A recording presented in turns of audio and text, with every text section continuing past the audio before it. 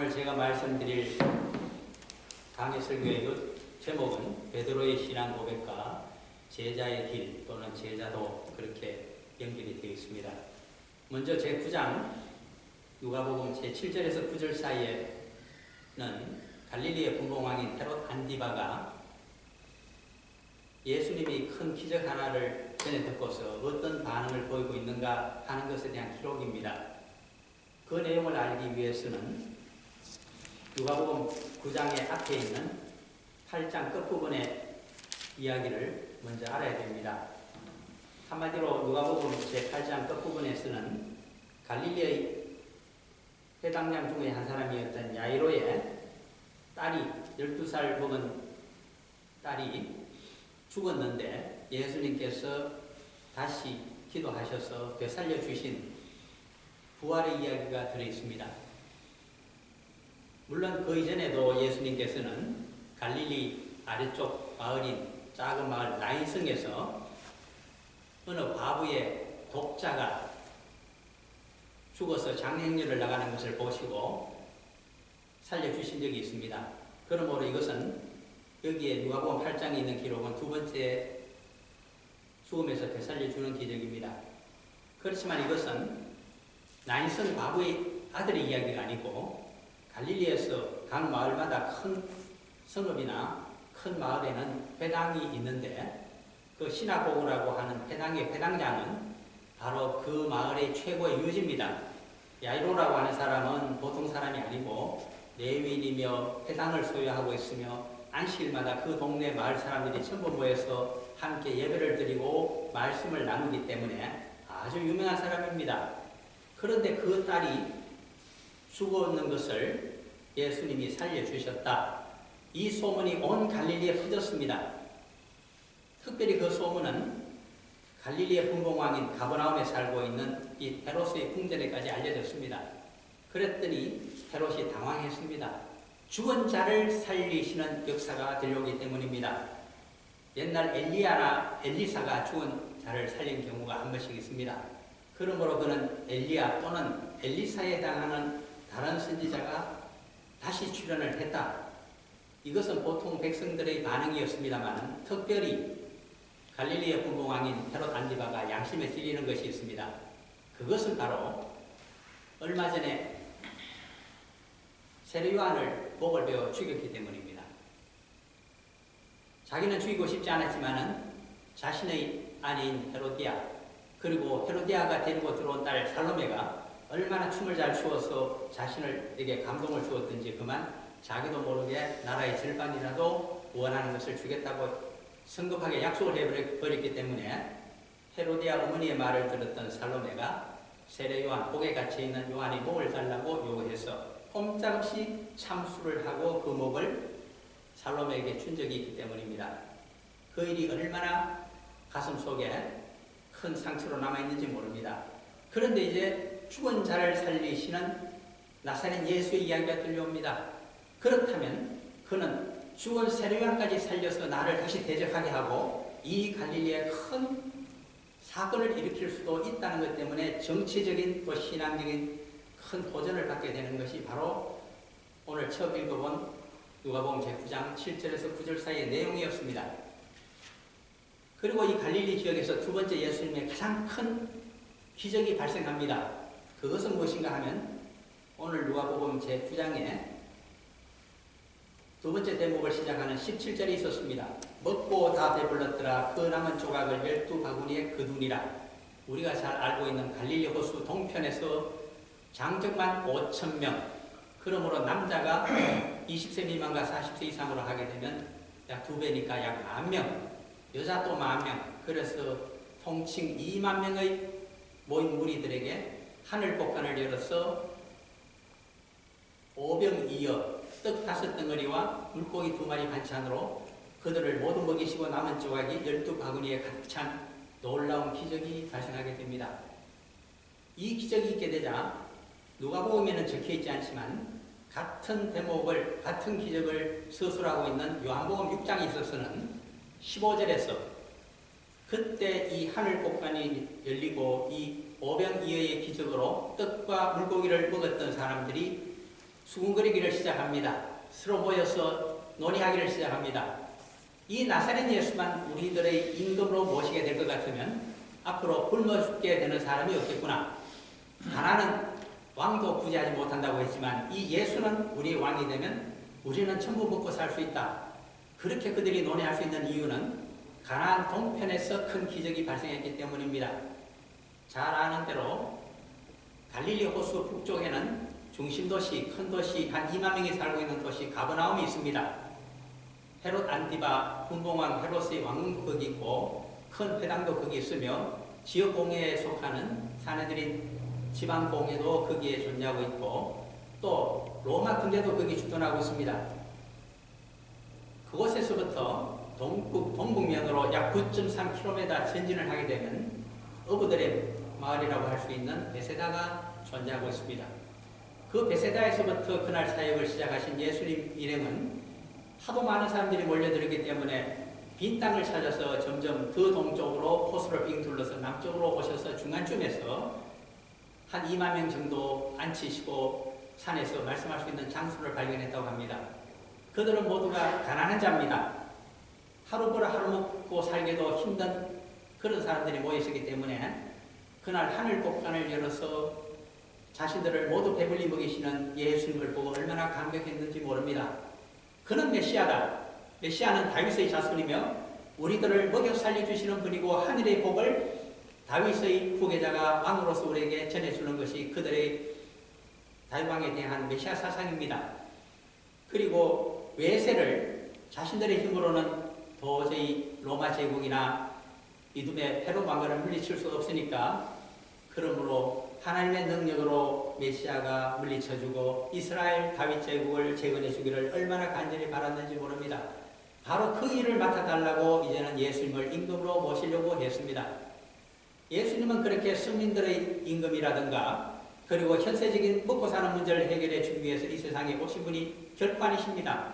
그렇기 때문에 그들을 피해서 산으로 피신하셨다가 하도 따라붙으니까 드디어는 견디지를 못하시고 더 북쪽으로 올라가셨습니다. 그래서 어디로 가셨는가 하면 갈릴리의 분봉왕 헤롯 안디바가 다스리고 있는 지경을 벗어나서 북쪽으로 올라가시게 되면 헬몬산이 나타납니다. 헬몬산은 가나 일대에 있는 가장 높은 산입니다. 한반도에서 가장 높은 산을 우리는 백두산이라고 하는데 모양이 비슷합니다.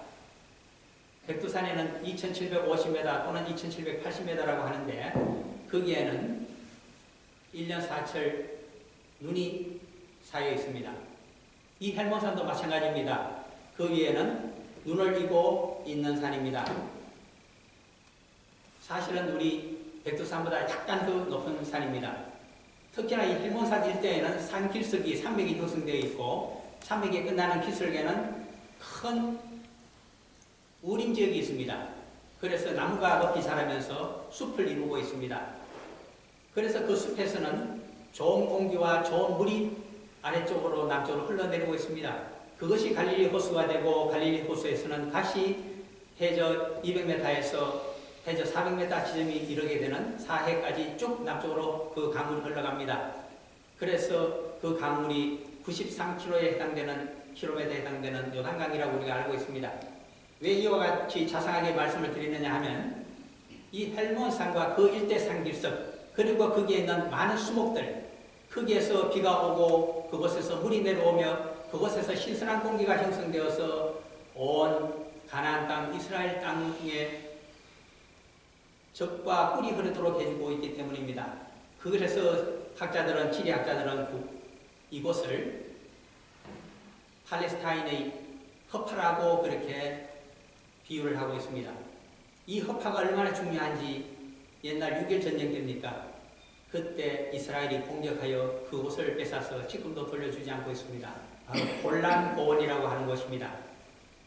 이 골란 고원 헬몬산 일대는 다스리고 있는 분봉왕이 다릅니다. 누가복음 3장 1절에 보게 되면 분봉왕 세 사람의 이름이 나타납니다만 첫 번째가 갈릴리를 지배하고 있는 헤롯 안디바고 그의 이복 동생인 헤롯 빌립이 바로 헬몬산 일대를 지배하고 있습니다. 헬몬산 일대는 바로 이두레 지방이라고 하고 그 동쪽을 드라고닉 지방이라고 하는데 두 지역을 다스리고 그 두 지역이 합쳐서 골란고원입니다. 그래서 헤롯 안디바는 자기가 세례요한을 죽였기 때문에 예수님의 행동을 주시하면서 갈릴리 지역에서 그를 어떻게 좀 자기에게 잡아올 수 없겠는가를 구상하게 됩니다. 이 사실을 아시고 특별히 백성들이 자기를 임금으로 삼으려고 하는 움직임을 아시고 예수님이 북쪽에 있는 다른 분봉왕의 지경으로 피신을 하셨다는 것을 우리가 알 수 있습니다. 오늘 두 번째 대목은 바로 거기서 발생한 사건입니다. 요한복음 9장 18절을 보시게 되면 따로 기도하러 산으로 가셨다. 헬몬산 아래에 있는 쪽으로 올라가셨다. 골란고원에 있는 어느 지점으로 올라가셔서 조용히 무리들과 기도를 하시면서 지난 세월 동안 갈릴리에서 있었던 복음 사역에 대해서 서로 의견을 나누고 평가를 하십니다. 그 이유는 앞으로 유대 땅과 남아에서 예루살렘으로 가셔야 될 일정이 차후에 남아있기 때문입니다. 그래서 물으시는 것이 18절의 내용입니다. 요한복음 9장 18절입니다. 예수께서 따로 기도하실 때 제자들이 주와 함께 있더니 물어 이르시되 무리가 나를 누구라고 하느냐. 지금까지 복음 사역을 했으니 이제는 백성들이 내가 누구라고 하는 짐작들을 하고 있을 터인데 너희들이 들은 이야기를 한번 얘기해 보아라 했더니 여러 제자들이 이야기하는데 세례요한이라고도 하고 19절입니다. 엘리야라고도 하고 옛 선지자 중에 한 사람이 살아났다. 이것은 엘리사가 대표적인 인물입니다. 그렇게들 답변을 합니다. 세상 사람들의 평판에 대해서 제자들이 신경을 쓰고 있습니다. 그러자 예수님께서 그것이 아니라고 신앙은 그런 것이 아니라고 따끔하게 지적하시는 말씀이 20절입니다. 세상 사람들이 예수를 누구라고 생각하느냐는 사실 중요하지 않습니다.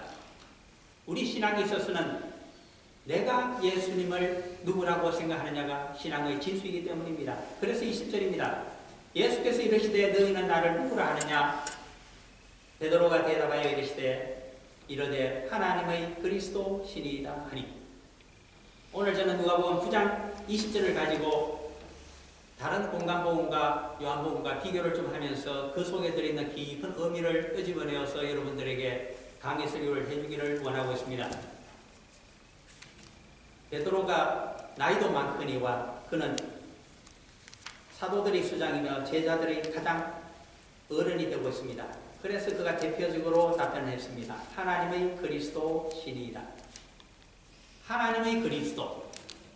이것은 의사 누가가 나중에 베드로의 이야기를 듣고 그가 추종하고 있었던 후속 사도 바나바와 바울의 이야기를 참조하여서 적고 있는 기록입니다. 하나님의 그리스도라고 하는 표현은 마태복음 16장 16절의 말씀과 비교하게 되면 좀 다른 표현입니다. 똑같은 경우에 같은 현장에 있었던 사도 마태는 그 당시 사도 베드로의 답변을 기억하고 있습니다. 전문은 어떤가 하면 주는 그리스도시요 살아계신 하나님의 아들이십니다 하는 것이 정확한 고백입니다. 주는 그리스도시요 살아계신 하나님의 아들. 그런데 이것이 어떻게 비슷한 시기에 복음서를 내었던 의사누가에 의해서는 하나님의 그리스도라는 표현으로 바뀌어졌을까? 이것은 그가 재해석을 한 것입니다. 이 글은 60년대에 쓰여졌고 예수님의 누구신가에 대해서는 베드로의 고백은 약 30년 전에 있었습니다. 그러므로 30년의 시간이 지나는 사이에 베드로의 이야기를 들었던 의사 누가는 그것을 이해하기 위해서 사도 바나바와 사도 바울에게 틀림없이 물었을 것입니다. 그 의미가 도대체 무엇입니까? 주는 그리스도시요 살아계신 하나님의 아들이라는 의미가 무엇입니까? 그래서 그 3자는 합의를 했습니다. 하나님의 그리스도. 이것이 정확한 표현이라고 이야기합니다. 이 말씀의 원형이 되고 있는 그것은 마가복음에 사실 들어있습니다. 마가복음 8장으로 가게 되면 베드로의 가장 고백을 베드로의 영적인 아들에게 남깁니까? 이 마가가 달리 표현을 합니다. 마가복음 8장으로 가게 되면 주는 그리스도라는 그 말을 적고 있습니다. 뒷부분이 빠져 있습니다. 마가는 주는 그리스도라는 것으로 충분하다. 살아계신 하나님의 아들이라고 안 해도 된다고 해서 가장 먼저 복음서를 적었고 그것을 본 사도 마태는 그 자리에 옛날에 30년 전에 자기도 있었기 때문에 풀 버전을 하여 주는 그리스도요 뒤에 살아있는 하나님의 아들이라는 말을 더 있다고 이야기를 하고 있고, 그것을 또한 간접적으로 베드로에게서 듣고 함께 학문이 높은 사도 바울과 가장 많이 상의했을 것입니다. 주로 여사누가가 사도 바울의 주치로서 선교 현장에 같이 다녔기 때문입니다. 그래서 그 해석을 하나님의 그리스도라고 이해를 하고서 우리에게 그렇게 이해하라고 적어주고 있습니다. 저와 함께 하나님의 그리스도가 무슨 말인지 이제부터 생각을 해보자 합니다. 하나님의 그리스도, 어려운 말입니다. 이 말을 정확히 이해하시면 성경이 무엇을, 복음이 무엇을 이야기하고 있고 우리 신앙이 어디 있어야 되는가를 정확하게 알 수 있는 문구이기 때문입니다. 이 말씀을 이해하기 위해서는 두 군데를 참조해야만 됩니다. 그냥은 절대로 해석이 안 되는 부분입니다. 또 30년의 세월이 더 지났습니다. AD 90년에 사도 요한이 소아시아 땅에서 마지막 복음서를 적고 있습니다. 그는 베드로의 고백을 달리 적고 있습니다. 어디에 적고 있을까요? 그것이 요한복음 6장 쪽으로 한번 가보셔야 되시겠습니다.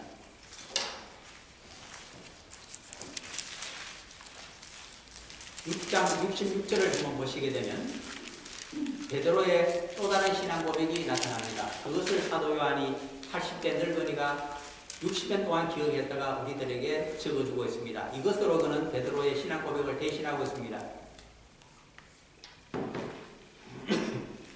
요한복음 6장 66절에서 69절까지를 한번 같이 읽어보고자 합니다. 요한복음입니다. 6장 66절에서 69절까지 말씀 같이 읽습니다. 그때부터 그의 제자 중에서 많은 사람이 떠나가고 다시 그와 함께 다니지 아니하더라. 예수께서 12 제자에게 이르시되 너희로 가려느냐? 시몬 베드로가 대답하여 이르되 주여 영생의 말씀이 주께 있사오니 우리가 누구에게로 가오리까? 우리가 주는 하나님의 거룩하신 줄 믿고 알았사옵나이다. 아멘. 가장 핵심되는 여기 요한복음에서 나타나는 시몬 베드로의 신앙 고백은 그리스도에게 예수님께 영생의 말씀이 있다는 것입니다. 영생의 말씀이 딴 곳에서는 없고 바리새인들로부터 공격을 받고 있으며 거의 이단시 되고 있는 예수님께 있기 때문에 자기는 다른 사람들처럼 예수님을 떠나버릴 수 없다는 것입니다. 세상 사람이 다 떠난다고 해도 나는 영생구원을 받아야 되고 영생구원이 예수님께 있기 때문에 그것을 얻기 위해서 도저히 당신을 떠날 수 없습니다 하는 것이 12 제자들의 신앙 고백입니다. 그 뜻을 가지고 오늘 누가복음 9장 20절에 있는 하나님의 그리스도라는 용어에 대입을 하게 되면 이렇게 됩니다. 그리스도는 바로 영생구원을 주시는 분이라는 뜻입니다. 하나님의 그리스도는 영생구원을 유일하게 내게 주실 수 있는 분이다. 창세기 제6장을 가지고 이 말씀을 더 쉽게 표현을 해보면 이렇습니다. 노아의 방주를 가지고 생각을 해봅니다. 하나님의 영생구원의 방주가 바로 그리스도입니다 하는 뜻입니다. 그런데 차이가 있습니다. 창세기에 나타나 있는 노아의 방주는 이 세상에서 구원을 받을 수 있는 도구입니다. 그리스도는 다르십니다. 하나님이 이 세상에 보내신 그리스도는 우리가 영생 구원을 얻을 수 있는 하나님의 도구입니다. 그것은 마치 큰 배와 같습니다. 그 방주와 같습니다. 하나님이 준비하신 그 방주, 그리스도라고 하는 방주에 우리가 올라타기만 하면 우리는 영생 구원으로 들어간다는 뜻입니다. 그것이 하나님의 방주인 그리스도라는 뜻입니다. 그렇게 이해하시는 것이 제일 빠르면서도 정확한 표현입니다. 하나님의 그리스도, 하나님의 구원의 영생의 방주이신 그리스도가 바로 당신이십니다. 천국으로 가기를 원하십니까? 우리는 그냥 갈 수가 없습니다. 반드시 하나님의 구원의 방주, 영생의 방주인 그리스도 안에서 우리가 있어야만 됩니다. 그것이 천국에 가는 비결입니다. 그래서 우리는 예수 그리스도를 우리 주님으로 고백하고 평생 우리 인생을 그분에게 주인으로 맡겨드리며 떠날 수가 없습니다. 그 누가 우리를 비난하고 하더라도 우리는 그분을 대신할 수가 없습니다. 그러면 어떻게 하면 이 방주에 탈 수가 있을까요? 그 비결이 바로 제자의 길이라고 하는 제자도에 나타나 있습니다. 그러한 맥락에서 23절, 4절, 5절 등이 나타납니다. 베드로에게 특별히 말씀해 주십니다. 베드로의 앞으로 신앙 고백은 했지만은 이 신앙 고백을 지키지 못할 것을 염려하셔서 이 말씀을 명심하고 있다가 너 자신이 다시 회개하고 회복되는 역사가 있기를 바란다는 뜻으로 해주는 것이, 이러한 제자만이 구원의 방주, 하나님이 준비하신 영생의 방주 그리스도와 함께 그 안에서 천국으로 갈 수 있다고 하시면서 23절 말씀을 해주십니다. 첫째, 자기를 부인해야 됩니다. 두 번째, 이 방주에 타기 위해서는 자기의 십자가를 지고 날마다 주님을 따라가야 됩니다. 말이 쉽지가 않습니다.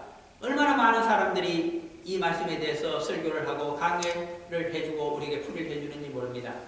그러나 이해하기가 그렇게 구체적이지도 쉽지도 않습니다. 각양각색이기 때문입니다. 이 말씀은 특별히 베드로의 신앙 고백을 듣고서 하신 말씀입니다. 언제 예수님께서 베드로에게 이 말씀을 정확히 해주고 있을까요? 베드로의 인생 가운데 우리는 알 수 있게 됩니다. 모두가 체포당하시는 예수님을 떠나가게 된다고 예언을 하셨을 때에 바로 22절입니다. 본문에 나와 있습니다. 이르시되 인자가 많은 고난을 받고 장로들과 대제사장들과 서기관들에게 버림받아 죽임을 당하고 제3일에 살아나야 하리라 하시고, 내가 이제 유대교 지도자들에 의해서 죽임을 당하게 될 것이다. 부활은 나중 일입니다. 죽음을 당한다는 까지는 이 땅에서 일어나는 확실한 일입니다.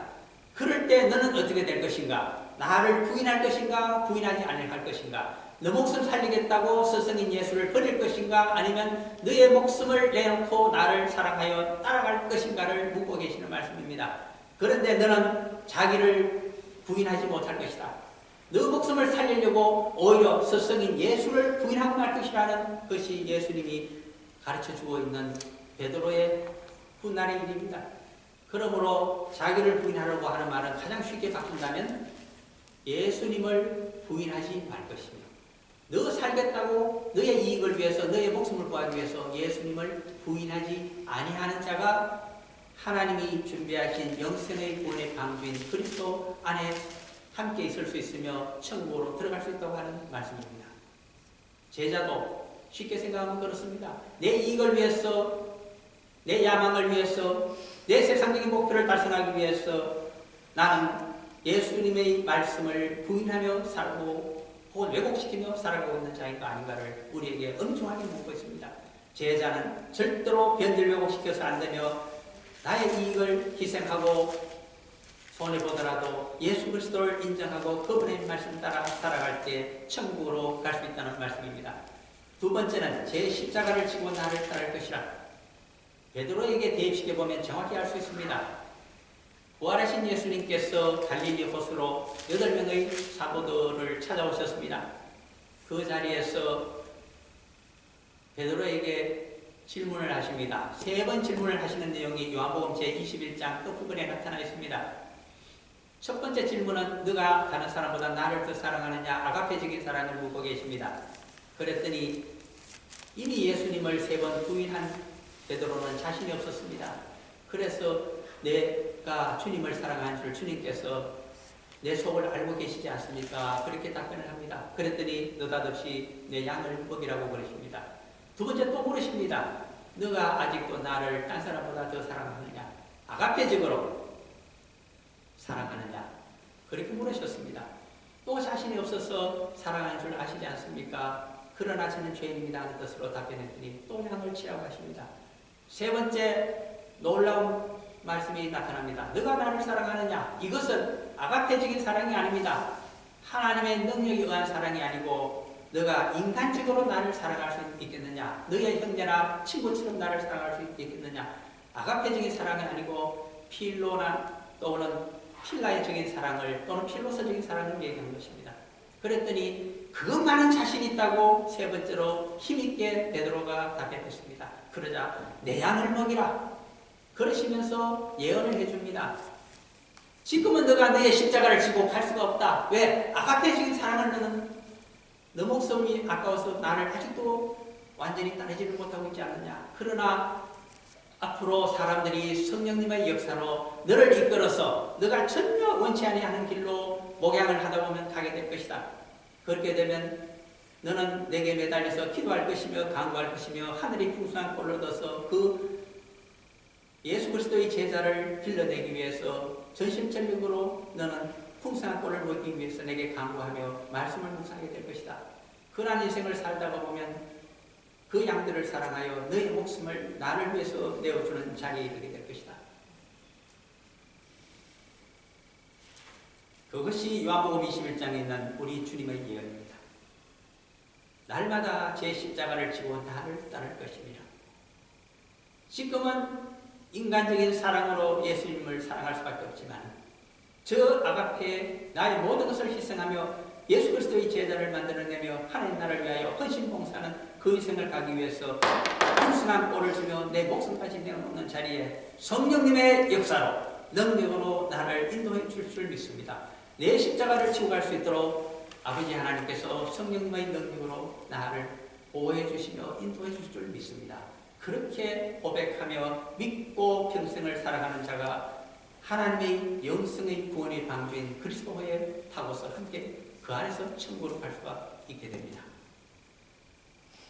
한 가지 말씀을 좀 더 드리면서 제 말씀을 정리를 해보고자 합니다. 창세기 6장에 가게 되면 방주 안에서 발생했던 놀라운 사건에 대해서 기록을 하고 있습니다. 창세기 6장 노아의 방주를 건립하고 그 방주에 무엇을 태우라고 말씀하십니다. 노아 부부와 세 아들 부부해서 사람은 8명이 타게 됩니다. 그리고 각종 하늘의 새와 땅의 짐승들을 상상히 태우게 됩니다. 정결한 것은 더 많이 태우고 부정한 것은 더 적게 태우게 됩니다만 일단 유전자를 보호하기 위해서 동물들을 태우게 됩니다. 그런데 노아의 방주가 노아의 홍수 사건에 대비하여 건립되는 이유는 그 당시 세상이 부패하기 때문입니다. 특별히 창세기 6장 11절, 12절, 13절을 보시게 되면 정확히 표현이 되어 있습니다. 제가 한번 읽어드리겠습니다. 그때 온 땅이 하나님 앞에 부패하여 포악함이 땅에 가득한지라 하나님이 보신즉 땅이 부패하였으니 이는 땅에서 모든 혈육 있는 자의 행위가 부패함이었더라. 하나님이 노아에게 이르시되 모든 혈육 있는 자의 포악함이 땅에 가득함으로 그 끝날이 내 앞에 이르렀으니 내가 그들을 땅과 함께 멸하리라. 여기서 부패했고 혈육 있는 자들의 행위가 부패하였으며 포악하였다고 하는 것은 서로 약육강식의 정글 같은 삶이라는 뜻입니다. 강한 짐승이 약한 동물을 잡아먹는 시대입니다. 식물만으로 만족하지 아니하는 삶입니다. 강한 자가 약한 자를 죽이는 사회입니다. 이러한 시대이기 때문에 노아의 방주에 그 짐승들을 상상히 태우게 되면 어떻게 될까요? 아비규환이 발생할 것입니다. 강한 놈이 약한 놈을 잡아먹는 피 흘림의 역사가 방주 안에 있게 됩니다. 그런데 방주 안에 그런 일이 발생하지는 않습니다. 왜 그럴까요? 6장 창세기 21절을 보시게 되면 너는 먹을 모든 양식을 너희에게로 가져다가 저축하라. 이것이 너와 그들이 먹을 것이 되리라. 방주에 타게 되는 모든 짐승들은 서로 잡아먹지 않으며 식물, 베지터블만으로 베지테리안이 되어서 노아의 홍수가 끝날 때까지 있게 된다는 것입니다. 무엇을 이야기하고 있을까요? 하나님께서 인지하시며 강력하게 규제하시는 하나님 나라가 그 속에 한시적이지만 존재했다는 것을 우리에게 이야기해 줍니다.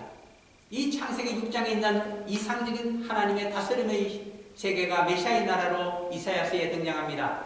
이사야서 11장에 가시게 되면 이사야의 예언이 메시아의 나라가 그러하기 때문입니다. 이사야서 11장에 가시게 되면 5절, 6절, 7절, 8절, 9절이 이렇게 설명합니다. 이사야서 제11장 5절 공의로 그의 허리띠를 삼으며 성실로 그의 몸의 띠를 삼으리라. 그때 이리가 어린 양과 함께 살며 표범이 어린 염소와 함께 누우며 송아지와 어린 사자와 살찐 짐승이 함께 있어 어린 아이에게 끌리며 암소와 곰이 함께 먹으며 그것들의 새끼가 함께 엎드리며 사자가 소처럼 풀을 먹을 것이며 젖먹는 아이가 독사의 구멍에서 장난하며 젖된 어린 아이가 독사의 굴에 손을 넣을 것이라. 내 거룩한 산 모든 곳에서 해됨도 없고 상함도 없을 것이니 이는 물이 바다를 덮은 같이 여호와를 아는 지식이 세상에 충만할 것이니라. 여호와 하나님을 알고 예수 그리스도의 구원의 역사를 아는 그 지식이 이 땅에 충만하게 되면, 교회가 거룩하게 되면, 하나님 말씀대로 모두가 제자가 되게 되면 어떤 현상이 발생하는가 하면 노아의 방주에 있었던 하나님의 놀라운 이상세계가 이 땅에 있게 됩니다. 언제 그러한 시대가 있었을까요? 분명히 예수 그리스도 부활하신 다음에 있게 됩니다. 그것이 바로 초대교회의 정확한 모습이기 때문입니다. 사도행전 2장 끝에 가시게 되면 서로 가진 것을 나누며 마치 공산사회처럼 필요한 것을 나누며 함께 기도하며 찬양하면서 말씀을 나눴기 때문에 온 세상으로부터 칭송을 받으며 하나님께서 믿는 자의 수를 폭발적으로 더하게 해주셨다는 것이 사도행전 2장 끝에 있는 초대교회의 처음 모습이기 때문입니다. 그러므로 결론적으로 생각해 봅니다. 오늘날 하나님의 영생의 구원의 방주인 그리스도호에 마치 노아의 방주에 타고 있었던 그때처럼 교회 안에서 살아가는 우리들입니다. 이 교회는 그리스도의 몸이요, 우리는 그분이 우리의 교회의 머리시며 우리는 그 지체라고 생각하면서 함께 그리스도 안에 방주처럼 교회에서 살고 있는 자들입니다. 그런데 그 옛날 노아의 홍수 가운데 있었던, 방주 안에 있었던 그 이상세계가 우리들에게 펼쳐져 있을까요? 아니기 때문에 얼마나 많은 고민을 하게 되는지 모릅니다. 그래서 성 어거스틴의 교회로는 이렇게 이야기합니다. 교회에 거룩한 자와 거룩하지 못한 자들이 함께 공존하고 있다.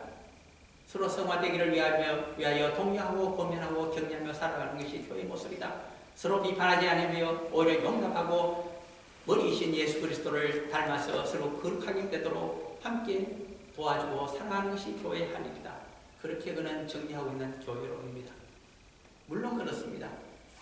그러나 우리가 실제로 기도하며 이 땅을 메시아의 나라, 하나님의 나라로 이루기 위해서는 우리가 베드로에게 주신 그 말씀처럼 정확한 신앙 고백을 하고 이 교회를, 성도들의 모임을 좀 더 거룩한 모습으로, 좀 더 하나님께서 지배하시는 모습답게 그렇게 살아갈 때에 우리들에게 성화가 있을 수 있으며 전도의 문이 더 열릴 것이며, 그리고 그리스도께서 또 아버지 하나님께서 영광 받으시는 시대가 이 땅에 임한다는 것을 생각하면서 제자의 걸음을 끝까지 걸어가시는 인생 길들이 다 되시기를 간절히 축원합니다. 아멘. 저는 기도하고